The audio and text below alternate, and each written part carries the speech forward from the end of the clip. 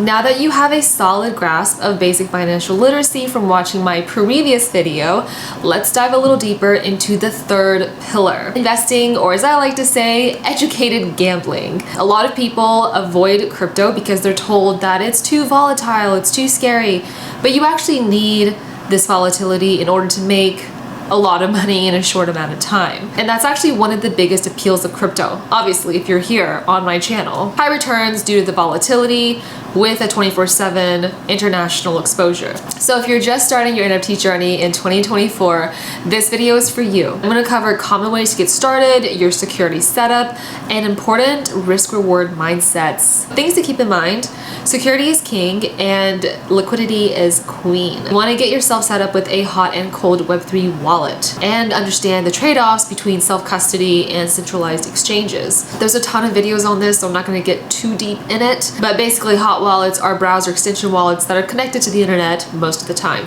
Examples would be EVM wallets like Rabby, Lether, Xverse, Magic Eden, Coinbase, Binance, etc. At this point, we are drowning in hot wallets, so take your pick. Also, things have noticeably improved, especially in terms of wallet UI UX offerings. For example, I have ditched my MetaMask for Rabby wallet because it is so much better, and honestly, if you're gonna be playing the game, you really should be doing the same. They actually have intuitive user interfaces that try to warn you against malicious transactions and websites, and they also show a much more detailed and useful transaction screen, which basically tells you what it is this transaction will be doing. It's more human readable than MetaMask. Also, how is MetaMask one of the oldest Web3 wallets and yet still continues to have one of the worst UI UXs? They must be spending most of their budget on marketing or something. Rabby is pretty straightforward to set up, but let me know if you'd like to see a short tutorial. In the meantime, you can also download really helpful Chrome extensions like Pocket Universe, Fire, Wallet Guard,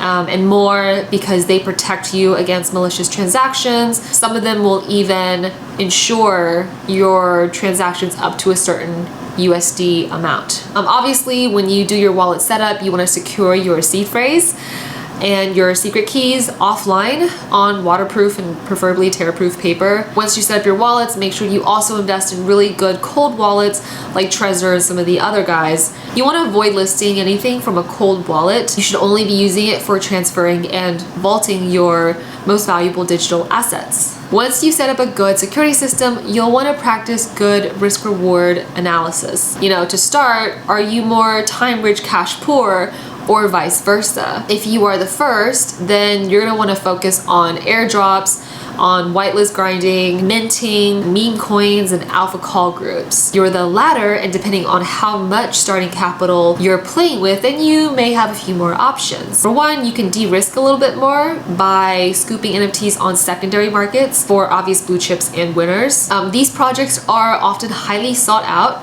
by other projects looking to collab, and so as a holder you can easily get airdrops, whitelist spots, and first dibs in the growing ecosystem. In DeFi, you can also get some pretty good yields by being a liquidity provider and in general just stacking big bags. Just be careful of scams and phishing and social engineering because you will be a higher target. Billions were lost to scammers last few cycles. You don't want to be one of them. At this point, Bitcoin and Ethereum are going to be more accommodating to larger players or more advanced players because of the high transaction costs, the gas fees, and the general higher risk. For smaller players who are more time rich, spend about a week or so following notable accounts on CT or crypto Twitter, especially ones that often retweet giveaways and airdrops and well-written research and threads. It really takes some time to sift through all of these noise to find the signal, but luckily for you, I've compiled a few lists on my Twitter, and they're public Twitter lists, so you can just look them up. You also want to set up a Discord and Telegram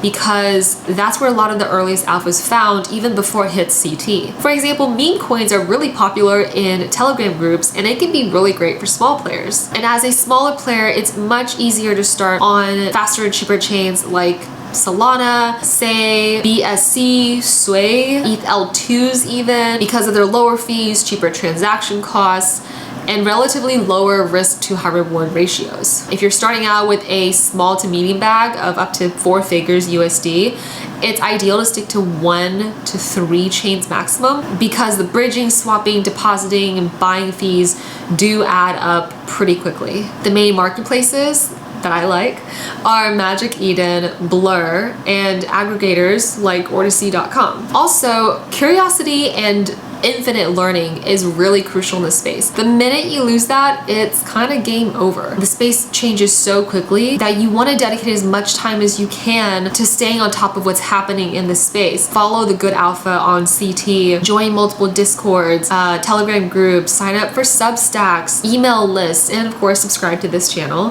When you start trading, make sure you take profit on the way up as well. Set aside a portion for taxes. Create a system that you can stick to without emotion. For example, my plan could be for every 3x, I take out my principal and write out the rest on house money. You want to plan because the roller coaster is very emotional. It's good to always have some liquidity so that you're prepared for any opportunities that may come up. Remember that money goes where attention flows. The best tech doesn't always win. The market doesn't really care sometimes. It's really who's got the best marketing because we live in an attention economy and KOLs have an outsized influence in this space. Having patience and high conviction bets pay off enormously in this space, and conversely, impatience and being emotional can really get you wrecked. There's a psychological effect called loss aversion, which is a cognitive bias that explains why, for individuals, the pain of losing is psychologically twice as powerful as the pleasure of gaining. So for example, your frog NFT is up 2x and you sell, taking profit. It feels pretty good.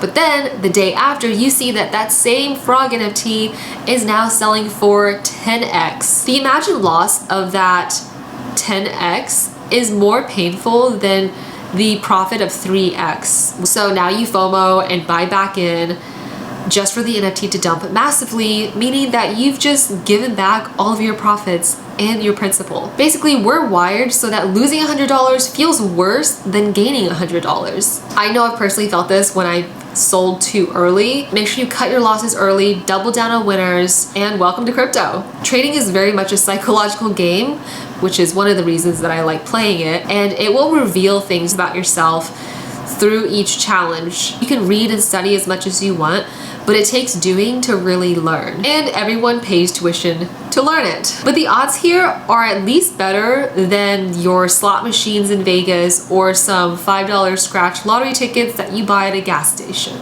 These are really important mindsets that I found to be very helpful, whether that is navigating trading stocks or NFTs. Think of it like a game. Your lifeline is your financial health, and every move is a risk-reward strategy. Let me know in the comments below your wins and losses. Good luck and have fun. Everything in life is a gamble, so might as well get good at it. I hope this video was helpful. Let me know if you have any questions, and I will see you in the next one.